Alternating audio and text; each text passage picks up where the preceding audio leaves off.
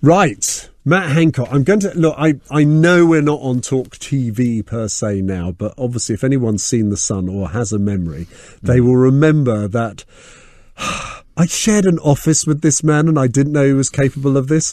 Of Matt Hancock clutching part of what's her name's Gina Coladangelo. He's dropped his keys. Looking for his front and it looks door like key. he's dropped his keys in her dress above her buttocks. Yeah.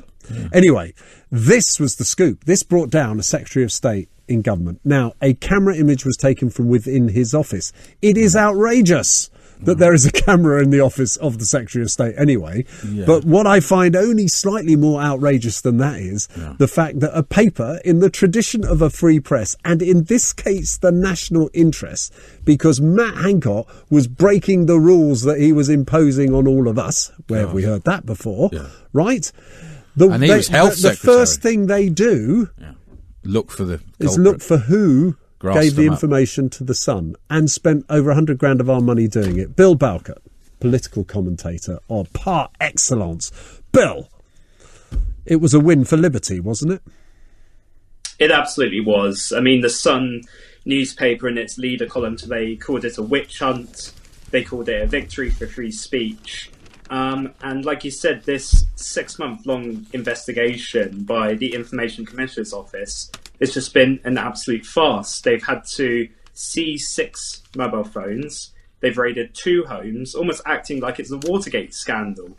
When, like you said, this is an extremely important story that was exposed by the Sun newspaper of our Secretary of State at the time, Matt Hancock, exposing an offence, breaking the own rules that he set out as health secretary during the pandemic, of time of great sacrifice. And ultimately, there's an equity argument to this, because he was committing a gross act, not only, in cheating on his own wife, but also genuinely putting, you could say, people's lives at risk because breaking the Public Health Act and COVID regulations. And he was the health secretary. Exactly. So, I mean... I think for something like this to finally come to a close when, like you say, it's costed thousands of pounds of taxpayers' money to no avail, it's a big relief, especially for political journalists. What I've struggled to understand in this is why the Information Commissioner's Office, which I suppose you could say loosely is the data watchdog for the country, why they actually launched the inquiry in the first place. It's like secret police, isn't it? It's like what were the grounds and who asked them to, or do they just do it on their own recognizance and think we this is terrible, some data's been shared, we're going to launch an investigation? Are they that powerful they can do this? They are, and there's different people involved. You've got the ICO, you've got the Department for Health and Social Care. You've also got the company that had the CCTV infrastructure in place, in Whitehall.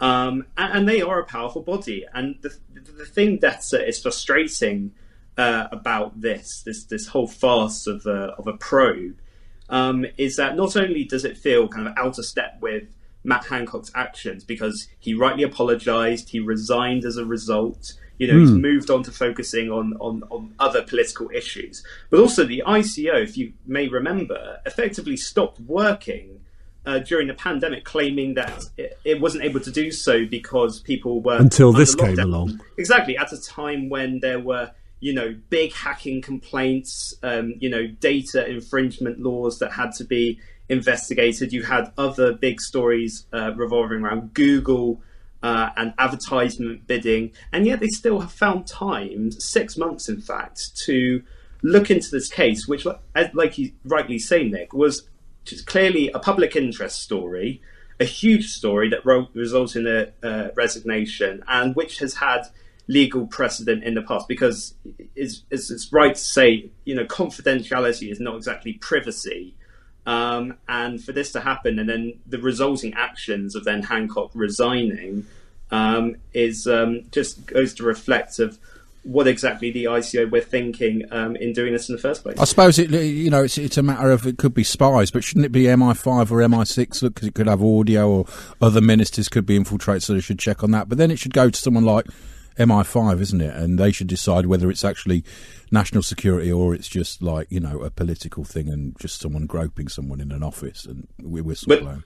But the thing is, there wasn't any national security argument in this particular sense. And you have to wonder, if a probe had to happen for this, then why have we not seen similar investigations by the ICO for Martin Reynolds' email to Downing Street, quite inviting them to drinks, or the Allegra Stratton dress rehearsal in number 9 Downing Street, joking about that infamous party on December the 18th.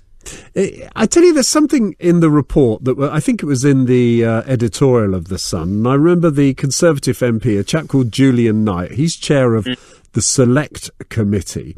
His comment, and of course it could be just a clipped, edited comment from a fuller statement, but he said, talking about this investigation, this has proved to be a complete waste of time and effort. Well, yes, it has, but that isn't really the point. Shouldn't they be sort of asking why this was allowed to happen, and was it overreach by the Information Commissioner? Because his response is he really saying, well, had they found something, then it would have been worthwhile? I'm not sure it would have been worthwhile at all. No, because if we think in a parallel universe, what would have happened if the individual in question was caught? Well, they wouldn't have any grounds to take them to court because, like you say, journalistically, a public interest argument. They might have lost their job, but then they, got the benefit of having the health secretary sacked at the end of the day, because it wasn't directly from the CCTV recording itself. It was from recorded on a mobile phone, and they weren't able to seize it. So whoever the person in question, we will never know. But the other thing to realise is that the culture.